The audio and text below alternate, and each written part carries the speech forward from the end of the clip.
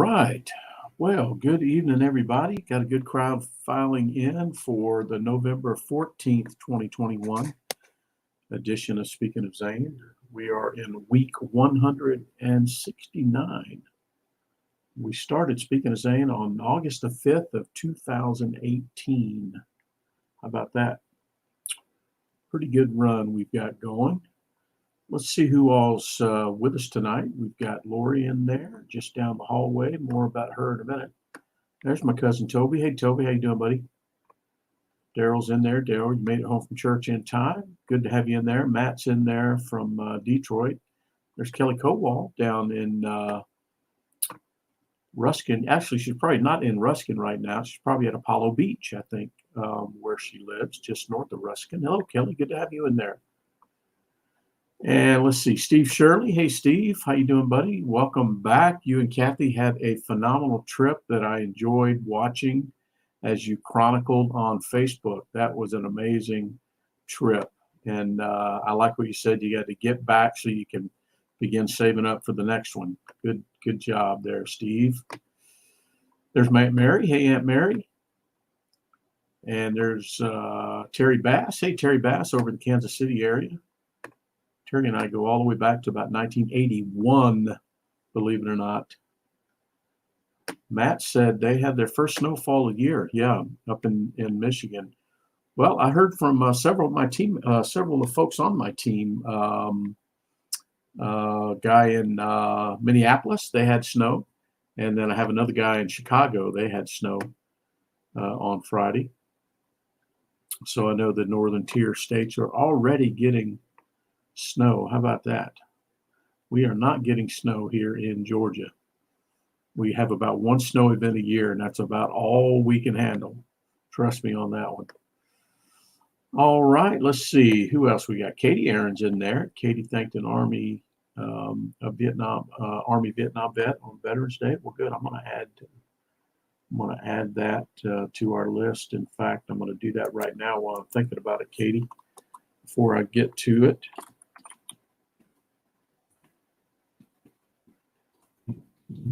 Yeah, Veterans Day. Quite a few activities we had around here centered around Veterans Day, and I know all around the country, some of you were involved in a variety of things as well, and I enjoyed watching everybody sort of chronicle their activities.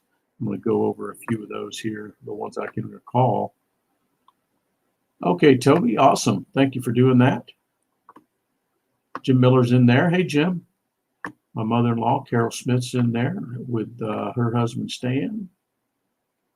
All right. Got a good crowd going tonight. Thank you all for joining. I tell you, when I started this a couple years ago, 3 years ago, I guess now, just I had this urge just to talk about Zane. And I don't know what prompted me to do it on Facebook. I had never done any of that on Facebook, and I did it, and it felt so good. It felt right that we have done it. What did I say? 169 times now. Amazing. And we'll keep doing it as long as it continues to feel right. And it really has expanded beyond just speaking Zane's name, keeping his name alive, to other things, other activities, and other organizations that do great work, like Kelly there at My Warrior's Place, and Aaron Bartle up in Michigan with Running to Honor, and just having a forum where we can talk about those things, activities that serve military members and veterans. Just phenomenal that we can get together regularly and talk about those matters. And that's what we do here. There's my dad. Hey, Dad. Thank you, sir. Sure wish I could have seen you yesterday. I'm going to talk about that here in a minute. I know you guys had a great time there at the, I think it's called the Georgia Veterans Park down in Lake Blackshear, I think it is, Georgia. All right, let's see. I think I have acknowledged everyone that I know is on board with us tonight. I won't see you when you join unless you put something in the chat there for some reason. It doesn't If I watch the Facebook page, I could probably see, but I'm using a tool called StreamYard that gives me this sort of gives me this studio environment where I can do a number of things, including send the broadcast to YouTube channel and to the two Facebook groups. But there's Dan Jeffers down near Tampa there. Good to have you in there, Dan. All right. Well, what the heck is going on here? I always start by talking about what's going on here. And of course, it was Veterans Day week, so we had a lot of different activities. But our week didn't start out that great. What we had Speaking of Zane. We had Speaking of Zane last Sunday night, right? Or did we do it on Monday night? No, we did it Sunday night. I think did we do it Sunday night? Or I'm trying to remember now. I can't. I think maybe the week before we did it on the Monday. But anyway, so Monday morning, Lori was taking her little puppy out, and he, about a little pint-sized thing, and got tangled up in her feet on the way back up the stairs. Just a couple of brick steps up to the front door, and Lori tripped over her little dog and fell on her right arm like that, and looks like broke both the bones, I think, and smashed the bone at the wrist. It's so bad that they can't simply set it. The doc said there's nothing to work with there. It's got to have surgery. So that happened on Monday. That happened all the way last Monday, and we had the ambulance, the whole 9 yards out here, and Lori was laying stretched out on the front porch on the brick porch in her pajamas, actually, and it was pretty cold still. About, I don't know what time it was, 7, 8 in the morning, but anyway,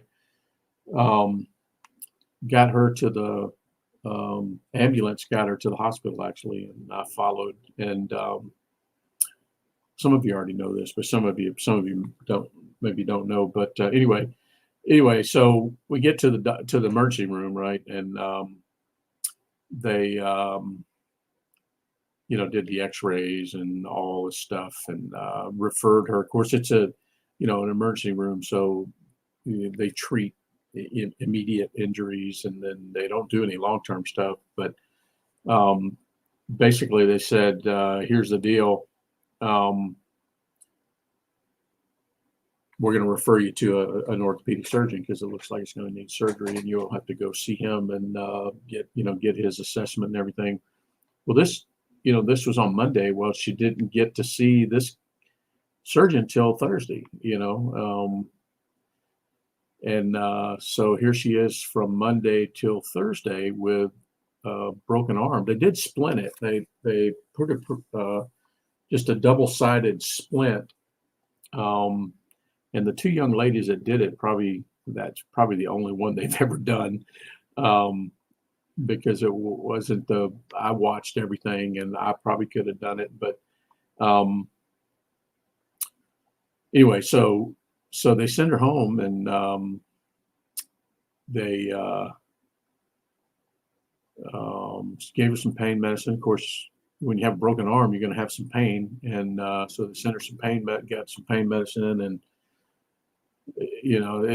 that was on Monday, and she didn't get to see the surgeon until Thursday, and then he schedules the surgery, which isn't until Wednesday. So she's going to go about 9 or 10 days with a broken arm before she can get it fixed. And I don't know if there's any other way to do it, but anyway, she is down the hallway with a broken arm, and I think tomorrow she has to go somewhere tomorrow. I think Hannah's going to take her, and then Wednesday, I think, is the actual surgery. I don't know what time or how long it takes, but anyway, So I'm sure they'll send her home with some instructions on how to deal with an arm that's been plated and screwed. Now, here's the deal. Now she has bookends. She has a matching pair because she did the same thing to her left hand about 20 years ago. And so she definitely sets off the alarm when she goes to the airport. But anywho, she is, I guess, she's done folded some laundry today, and she's online here with us. So she is at least not crumpled over in pain at the moment. But I'll tell you, the first 2 nights were pretty unbearable. All right. Well, let's see. So what happened? What happened? So that caused the rest of the week to kind of be impacted and a little bit of a blur, of course. But I'm trying to read the chat here as I talk. Let's see. Yeah, Dan, I'm not surprised. Yeah, when you land on your wrist like that, that's but it's your natural inclination, right? That's your natural posture when you fall, and it's a fraction of a second, so you can't avoid it, but it's a difficult thing to mend right there where that all comes together. It's crazy. All right, let's see. Hello there, Jane Grismer. How are you? You guys may remember Jane, my friend down in Savannah. Jane has been a guest of ours before, and Jane and I have been friends for about a dozen years now, I guess. And Jane's father, Jim Grismer, was the let me see if I get the name right. He's an Army vet, but he was the Grand Marshal of the Veterans Day Parade in Savannah this year. Did I get that right, Jane? Grand Marshal? Was he the Grand? They call him Grizz for short, and he's a grizzly old man, but great guy. And Jane's father. Good to have you in there. Let's see. What else we got here? Well, happy birthday again. I think we said it last week. Happy birthday to all of you Marines. I know that's bigger than Christmas for most Marines. And our friend Ralph, who we talk about, that has the Semper Fi Bar and Grill, threw a big shindig of a birthday party on Wednesday. And did some live streaming there. And oh yeah, Jane, I totally forgot about that. I saw I hadn't forgot about doing it, but I've never told this group what I'm doing. Maybe that's a good prompt for me to tell that story. Well, I'm sad that you won't be able to make it there. You can help me tell the story, but anyway, I'll come back to that. Remind me if I forget. But anyway, so Ralph threw another big Marine Corps birthday party. It's certainly the biggest in Georgia, maybe in a 3-state area or more. But it's gotten quite a following over the years. But good stuff there. And we had some good. We were involved in some capacity with a variety of Veterans Day activities this week at our work. At my work, my job, that company I work for, I've talked about our veteran. We have a group of veterans. We have probably 8% of our company of 8,000 is veterans, I think. So we have a good number of veterans, and we've formed this employee resource group where we can sort of stay in touch with each other and mentor each other and help each other. And we do a lot of things. We do some community things. We did the run. We participate and help facilitate the 5K last weekend. And anyway, we had a big we have a speaker series, and we had a guest speaker. Some of you may have even attended. We had a guest speaker on Wednesday, Rob Riggle. I don't know if you know who Rob Riggle is. Some of you certainly do. He's a comedian. He's been in a number of movies like Step Brothers and oh gosh, I don't even know all the others, but quite a resume. And he broke into show business and comedy while he was still in the Marine Corps as a reservist. And he served 20 some years in the Marine Corps and retired as a lieutenant colonel, but was getting, had these um, acting gigs and comedy gigs and stuff. He's been on Saturday Night Live. He was a cast member on Saturday Night Live for a number of years. But he did all that while he was still a Marine. But anyway, we got him to speak and spoke for about an hour. And wow, what a great guy! I had no idea, but we enjoyed that. And then our group, of course, everybody shared pictures of themselves and their family members when they were serving, and that was a lot of fun throughout the whole day. People sharing those kind of things at work was kind of cool. And then Friday, I had an opportunity to do something really fun that I enjoyed. Me and three of my colleagues at work were asked to be panelists with our relationship with the USO and their transition team. So the USO evidently has a division in the USO that helps service members transition out into the civilian workforce. And anyway, they partner with us on some things, and they asked us if we would do about an hour and a half long workshop and be panelists with a bunch of folks that are either retiring soon or getting out. And we did, and it was a lot of fun. Sort of giving advice and what would you do different, or what would you recommend we do in this circumstance or this situation. It was a lot of fun. I enjoyed it. They recorded it somewhere. I'm hoping that if I can get a hold of the recording, I might be able to put it on the YouTube channel or something, but it was a lot of fun. And then let's see, what else Veterans Day related? My dad, Mac Marine, and my uncle Bob, who passed away this past July, both had long careers in the military and both retired from the military. They were honored yesterday at Georgia Veterans Park down Lake Blackshear near Cordele, Georgia, with a brick. You've seen the bricks that memorialize your service and stuff. Well, they have a brick area there at a memorial, and so you can get these bricks and basically denote your time in service or a loved one and whatever. But so my sister and my cousin Kathy and our cousin Annette and my cousin Robert, his wife Angela, all coordinated this and took my dad out there, and a nice little ceremony they had. They were able to take a video clip of it and everything. Just a wonderful thing to have that there. And I don't think I have ever been to that park. I am aware of it because I know that there's a B-29 there, B-29 on a stick, and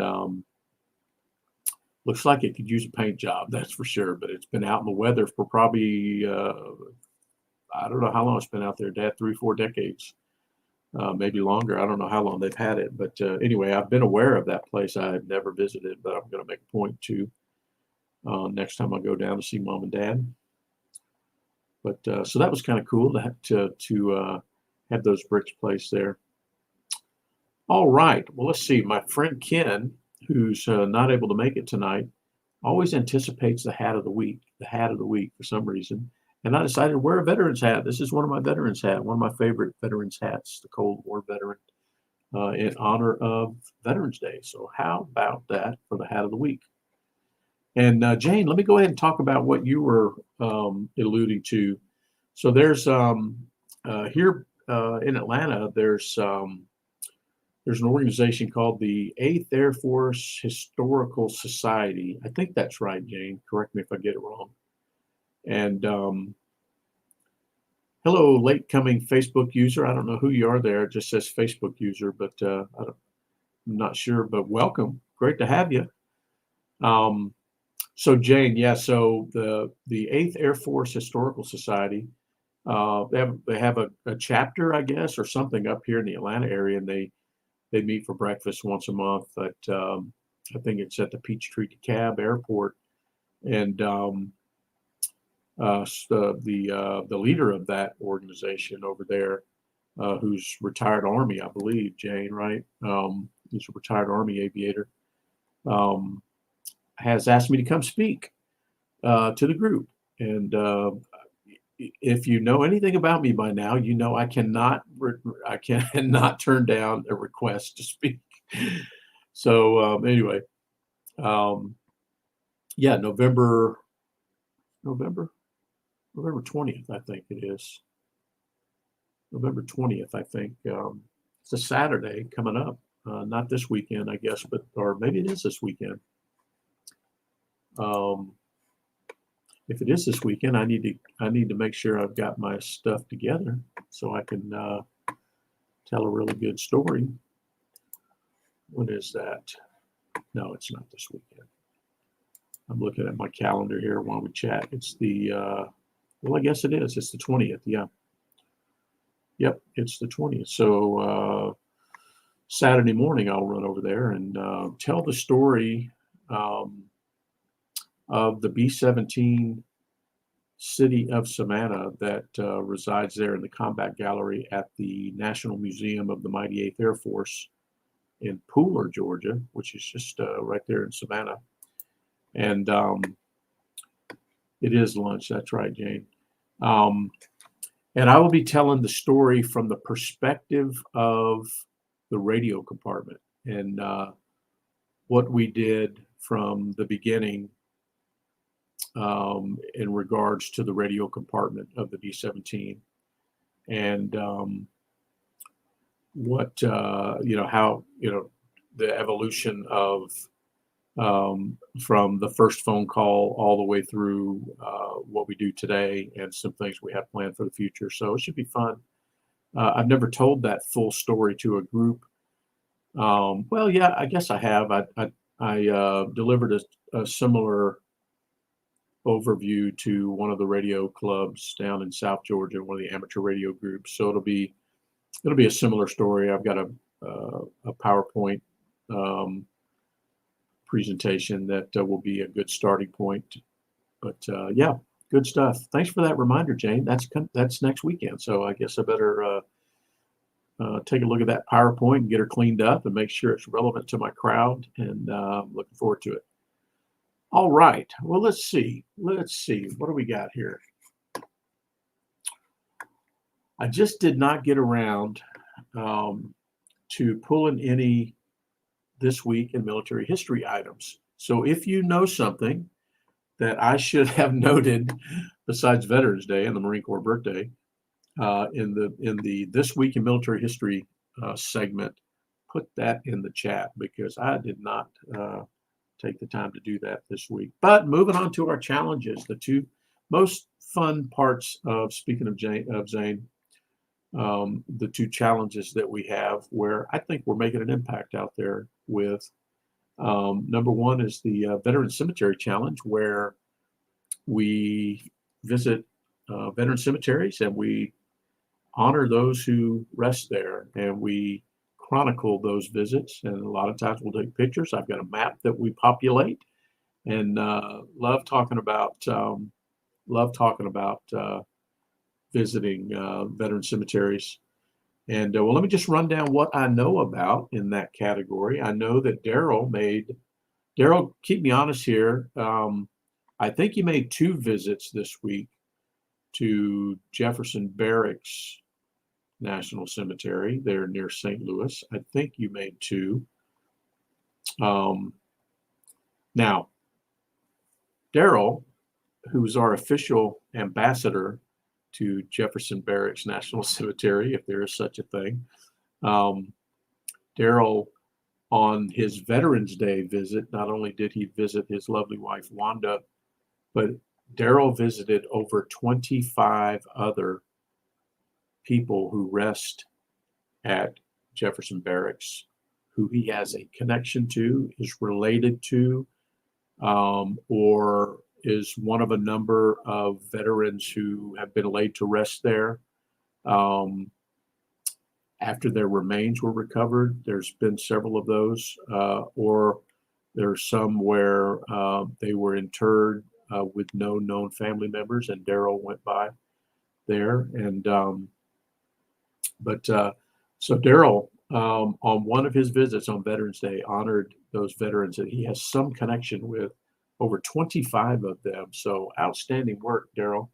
That must have taken you a little bit there. It's a massive cemetery for sure. And I know you had to you probably had to plot your map accordingly there. But just an amazing thing there, Daryl, that you do.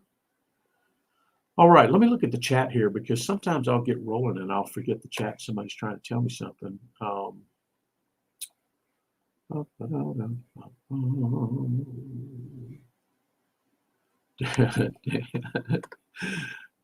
gosh. Okay, Matt's going to add one here. Matt says, "I thank my friend's neighbor." Okay, he's a tanker, so I'm going to add another thank you here before I get to that. That's okay if we have them on the fly here. And I'll add that to the total. Getting close to our next threshold, which we'll talk about here in a minute. All right, let's see. Well, there's Ken. Hey, Ken, how you doing, buddy?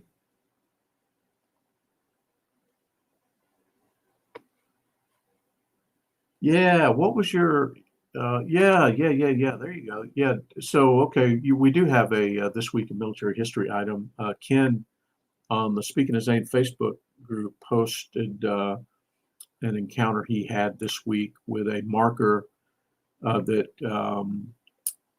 denotes a plane crash that occurred back in 1944, I think it might have been, Ken.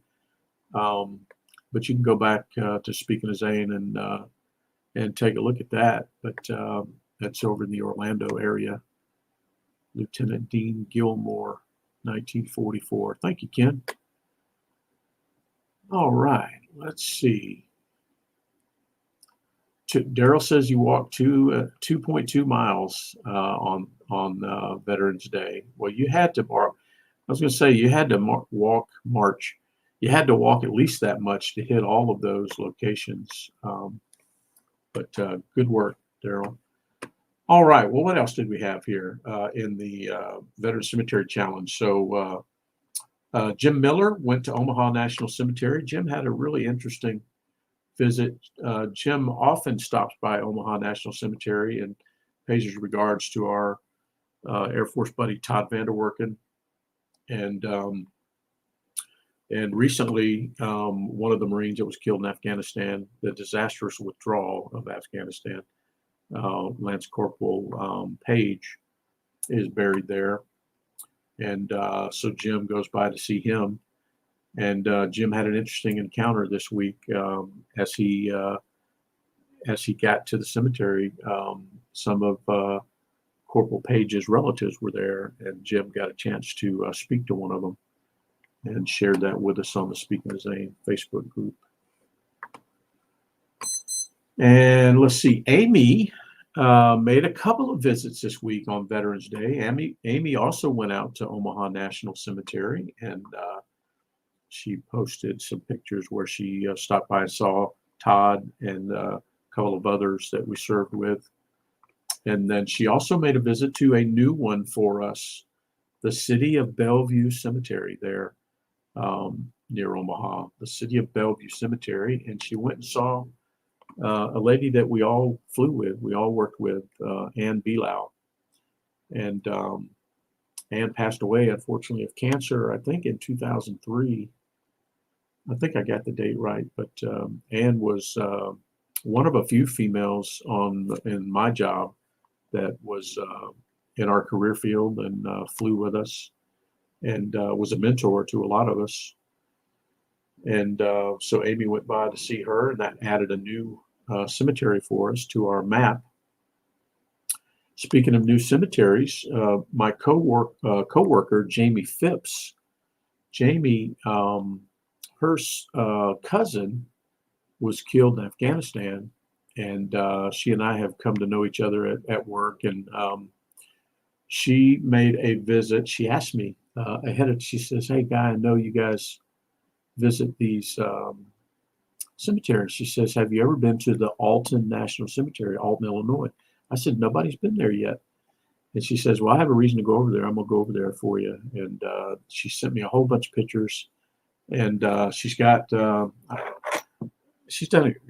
just phenomenal, some other phenomenal things. And I provided her with the Speaking of Zane challenge coin, and she took the challenge coin with her and took some pictures of it at Alton National Cemetery, one that we didn't have on our map. So thank you, Jamie. Phipps, her cousin JP but I don't think he was 20 yet, and was killed in Afghanistan. So Alton National Cemetery. And then I got out today. Beautiful weather here right now, crisp, sunny. And I went out to Georgia National Cemetery today, and the leaves are turning. Just absolutely beautiful up there, just about 20 miles north of here. And spent some time with Zane. And also, to honor Veterans Day, I paid a visit to 3 men that are buried there who are related to a friend of Steve Shirley's, a friend that Steve works with, a guy by the name of Gary Fletcher. And Gary and his family are from Georgia originally, I guess, and but they live in Omaha. But anyway, 2 of his family members are just in the section right across from Zane, so very easy to go visit them. And then just a couple of sections down, it's his dad Fletcher and Gary Fletcher. And I paid my respects to his dad. I've gone by to visit them before, but on the occasion of Veterans Day, I went by and paid a visit to them again. And Gary and some of the other family members commented on my post there, and I'm glad it warmed their heart there to be able to do that. So, how many visits did we have this week? Let's see. 1, 2, 3, 4, 5, 6, 7. So 7 visits over this last week. 2 new cemeteries. It's odd that we get 2 new ones in a week, but 2 new ones to add to the list. So we are at 520 visits to 146 different veteran cemeteries. How about that? An amazing figure.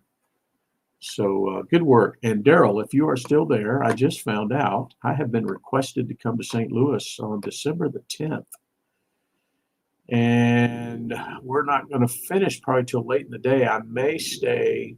It's on a Friday, December 10th on a Friday.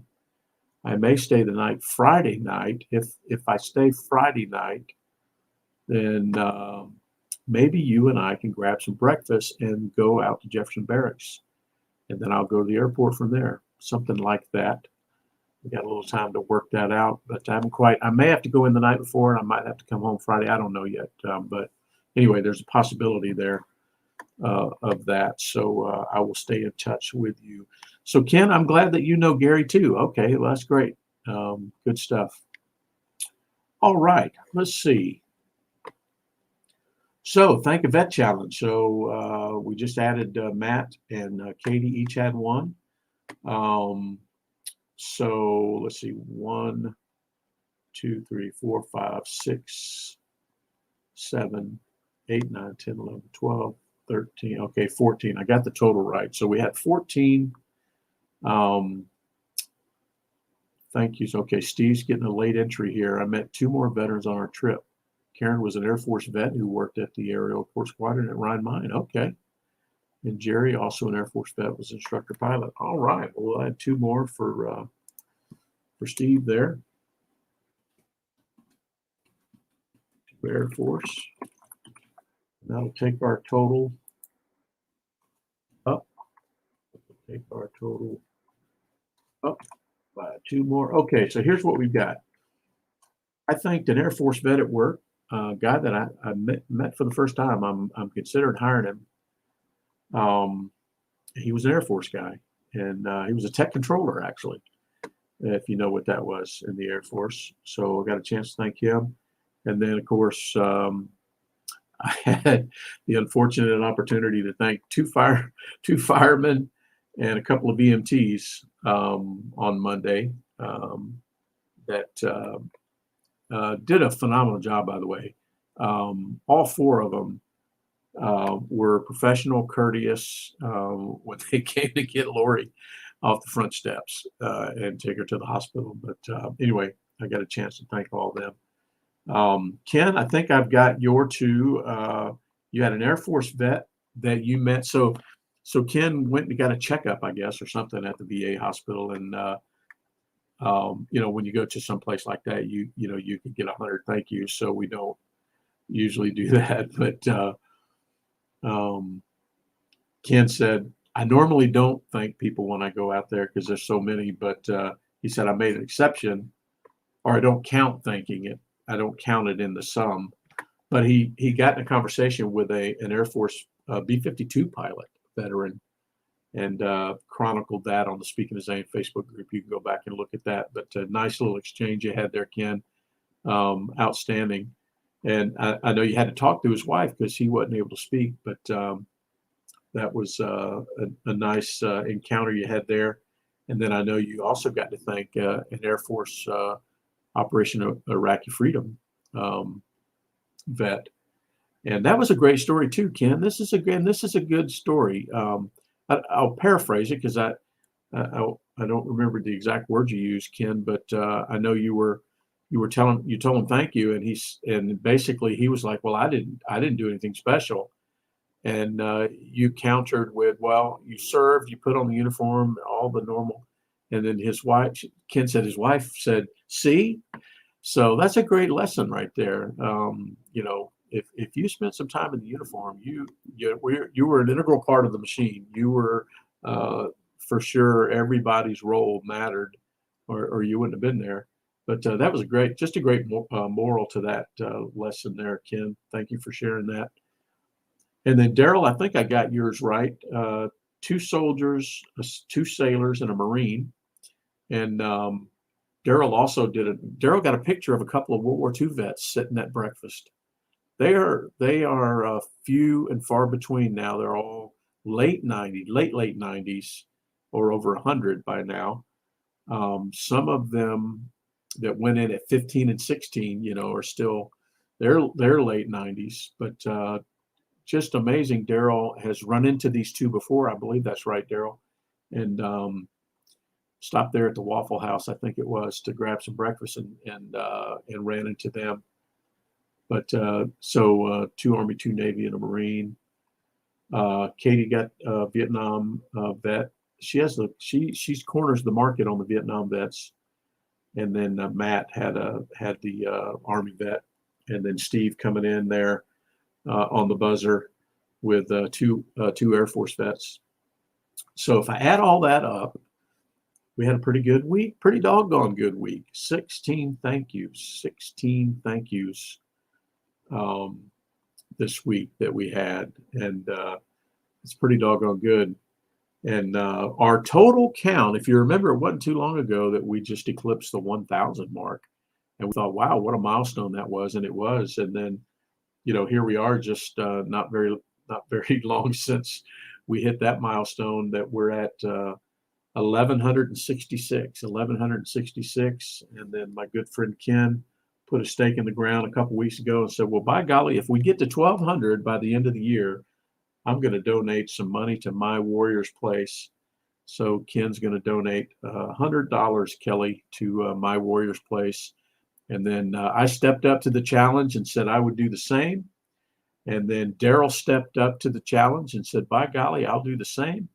And then my friend Lanny over in Alabama, who I served with, said, I will do the same. So Kelly, we've got $400 for My Warrior's Place riding on us making it to 1,200 Thank a Vets by the end of the year, and we are 44 away. So I think we are in good shape, and looking forward to that.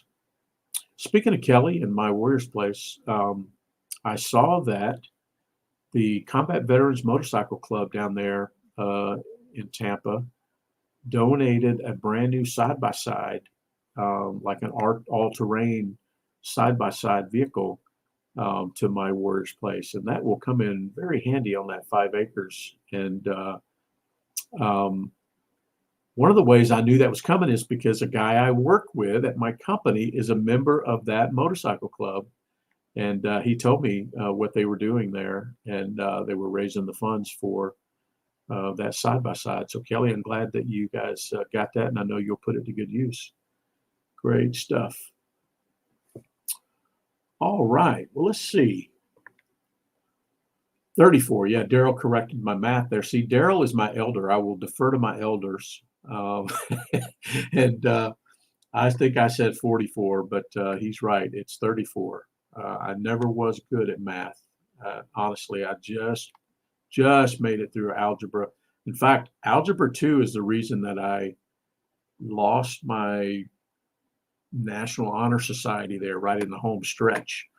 But anyway, thank you, Daryl, for that correction. Yep, there's Kelly there acknowledging. Good stuff. Yeah, I bet they're fighting over who gets to drive that thing. Good stuff. Well, next time Lori and I come down there, we'll have to get a good look at the side-by-side. But good stuff. Yeah, that's. I knew that was coming, and that they were trying to raise the money for that, and it looks like they got across the finish line, and that's awesome. That is awesome. Okay, well, let's see. That's it for the Think of Vet Challenge. So 34 more to go, and we'll be getting some more funds down there to my Warriors place. Man, I tell you, every time I go down there, I feel rejuvenated. I feel, I don't know, I feel when I'm sitting there at my Warriors place, I'm thinking, wow, this place is magical. This place, just the atmosphere of it feels like, okay, this place is making a difference. This place is awesome. And anyway, I already can't wait to get back down there, Kelly. And everybody in that group that I brought out there says, we got to come back. We got to come back. Can we come back in January? Can we come back when it's still cool in January? I said, absolutely. We'll get another date on the calendar, and we'll probably have 25 people out there this next time. So I look forward to it. All right. Well, let's see what we got here. The next segment that we usually touch on is heroes that we lost, or heroes that we know are wounded or injured in some capacity in combat or training. And, we talked about this a lot. Combat obviously is inherently dangerous, but so is training for it. If you train properly for combat, it is dangerous business, and we see a lot of accidents and stuff. But the one I have to report today is even more sad than that reality, and that's an active duty military member taking his own life. And this was a young man. This just happened a couple days ago, and you may have read about it. An Air Force Technical Sergeant, Kenneth Santiago,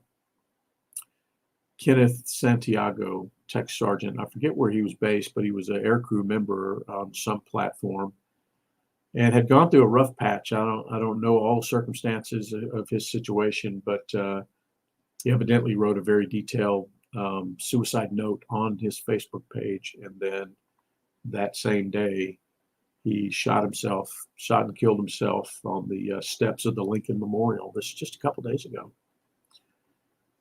Just terrible. So let's keep Tech Sergeant Ken Santiago's family in your thoughts and prayers. And then Matt, I wanted to bring to everyone's attention, it's on the, if you want to see more details on this, go to the Speaking of Zane Facebook group. But Matt has a soldier he served with, Sergeant First Class Jason Gibbs, and he is battling. If you're still there, Steve Shirley, maybe you can chime in or validate something I'm going to say here. But Matt, I don't know if you realize this or not, but the syndrome that your friend Jason has, our own Steve Shirley was afflicted with and has recovered grandly, and that's the Guillain-Barre syndrome. Steve, I know I butchered the name of it, but I know the spelling is, I cannot mess that up. But the syndrome that Matt, yeah, GBS. That's why they call it GB. That's why it's better known as GBS, because Guillain-Barre. I don't know if the E is accented or not, but a neuromuscular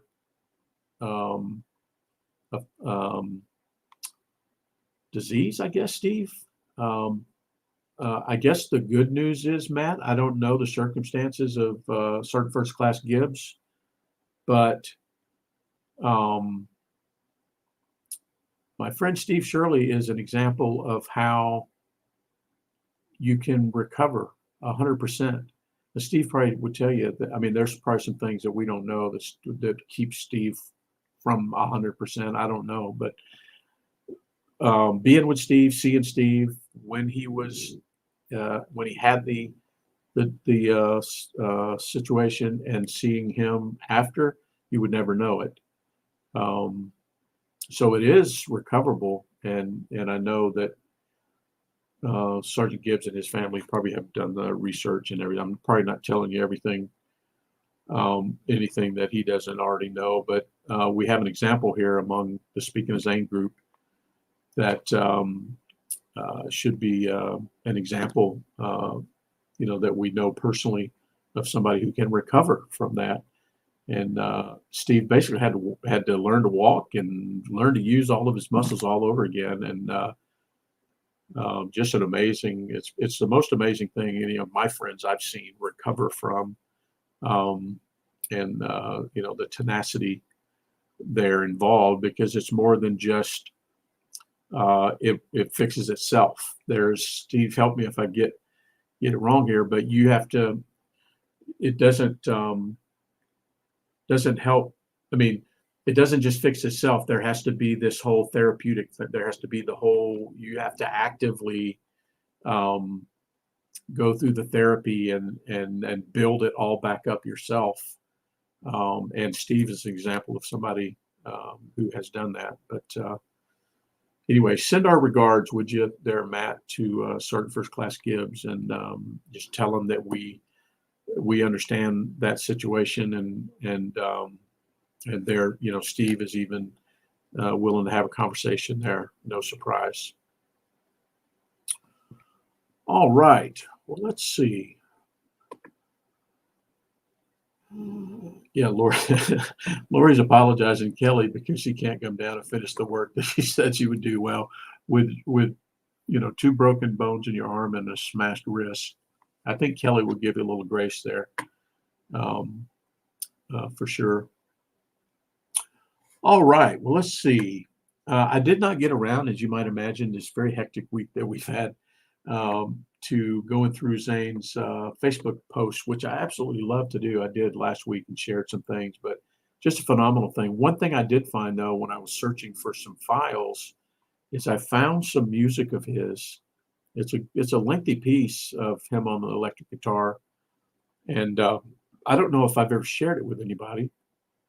And I might do that this week, so I have to repackage it up and put it on my my YouTube channel and share that. But I love for people to hear how good he was on guitar. It's just amazing. The guy was a natural, and could play. And as a result of learning the guitar, he could play the piano, he could play the drums. He could do a lot of things just by, just the fact that, there's something in him that he developed. And I love stumbling across, pieces of his music, whether it's a video or audio file and stuff, and I love to share it. But I will, I'll see if I can package that up and share it. And if I have shared it before, I don't remember. And if I have, it's been a while. So, anywho, That's the deal there. Okay, everybody, I am at the end of my time here. I sure appreciate everybody showing up. Thank you guys so much for loving our family and being part of Speaking of Zane and saying thank you to veterans and service members and law enforcement officers and first responders and visiting cemeteries where people who gave a portion of their life, they may not have given their whole life at the time, like Kelly's son, Corey, did, but they gave a portion of their life during their time of service. And then when their time on earth was done, we lay them to rest there and we honor them in these places that we call veterans cemeteries, national cemeteries, and they're hallowed ground. I'm just in awe every time I step foot on one and have such high regard for those places. And thank you guys for participating in that with us. And we'll look forward to seeing everybody again next week. Lori's going to have some surgery this week sometime, and we'll give you an update next Sunday night about that. And I should be able to tell you all about my talk to the 8th Air Force Historical Society, and that'll be fun. And we'll look forward to seeing everybody next Sunday night. Have a great week, and remember to thank a vet and check on your buddies. God bless everybody. See you next Sunday night.